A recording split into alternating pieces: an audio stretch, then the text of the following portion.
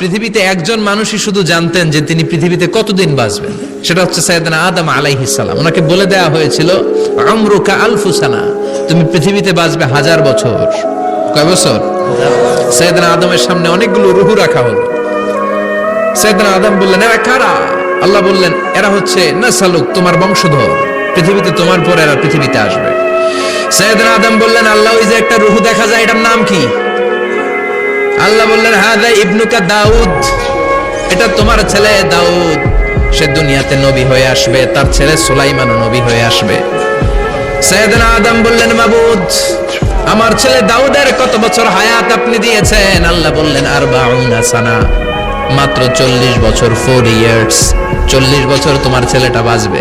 ও আল্লাহ, আমি বাঁচবো কয় বছর? তুমি বাঁচবা 1000 বছর। সুবহানাল্লাহ। সাইয়েদনা আদম বললেন, মাবুদ, এত ফুটফুটে সুন্দর আমার ছেলে দাউদ মাত্র 40 বছর দিলেন কেন? জিদ মিন উমরিহি, বাড়ায়া দেন। কি করেন? সুপারিশ করতেছে পোলার লাইগা কে? বাবা। আল্লাহ আপনি বাড়ায়া দেন, আল্লাহকে বাড়ানো যাবে না। লেখা হয়ে গেছে, রুফিআতিল আকলাম ওয়া জাফফাতিস সুহুফ, কলম তুলে নেওয়া হয়েছে আর কালি শুকায় গেছে, আর কিছু করা যাবে? সাইয়েদনা আদম বললেন, মাবুদ, আমার 1000 বছর কেন দিলেন?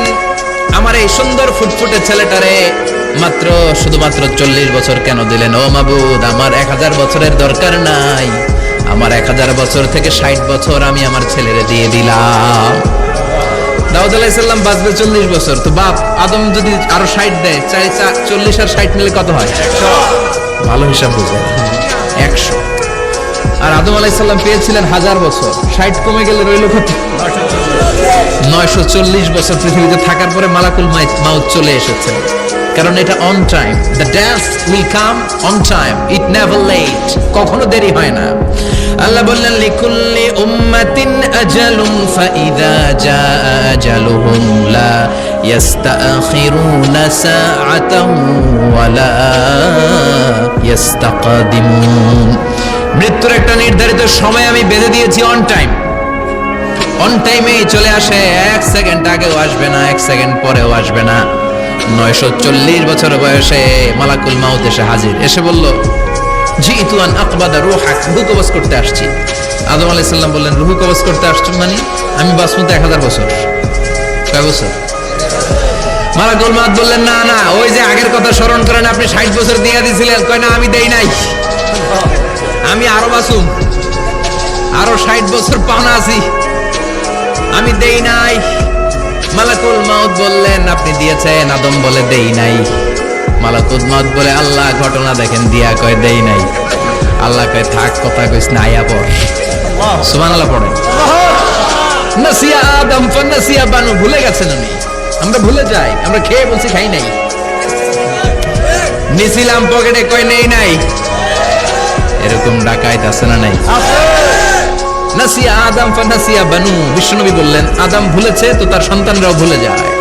জাহাদা আদম ফাজাহাদাত যুররিয়াতু, আদম অস্বীকার করেছে, তার সন্তানরাও অস্বীকার করে। সেদিন থেকে আল কিতাব ওয়া শুহুদ, মানে লিখে রাখার সিস্টেম আর সাক্ষীর সিস্টেম চালু হয়েছে।